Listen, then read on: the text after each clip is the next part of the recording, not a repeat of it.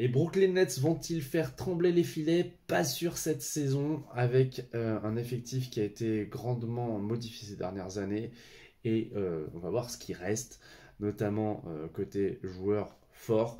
Je vais citer d'abord Cam Thomas, qui est un scoreur très fort, très doué en 1 contre 1, capable de vraiment faire la différence en attaque.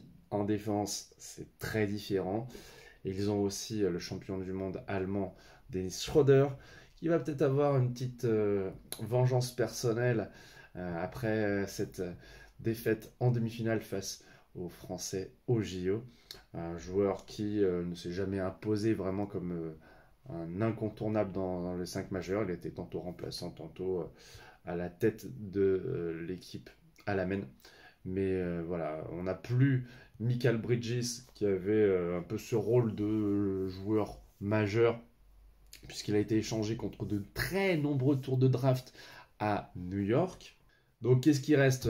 Dorian Finney-Smith, un spécialiste de la défense. Nick Claxton, lui aussi bon pivot défenseur, capable de faire un petit double-double avec 2 contres environ. On a également côté venu Bojan Bogdanovic, le Croate qui ne va pas révolutionner cette équipe, soyons clairs. Il va peut-être apporter son expérience, une douzaine, quinzaine de points, mais voilà, pas de quoi vraiment effrayer les défenses adverses au final.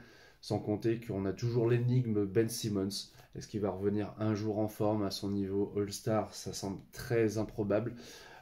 Si c'est le cas, s'il peut au moins jouer quelques matchs, les Nets ont peut-être les chances de se rapprocher du play-in. Moi personnellement, je ne les vois vraiment pas très forts en attaque. Je pense qu'en défense, ça sera un peu compliqué sur les lignes arrière.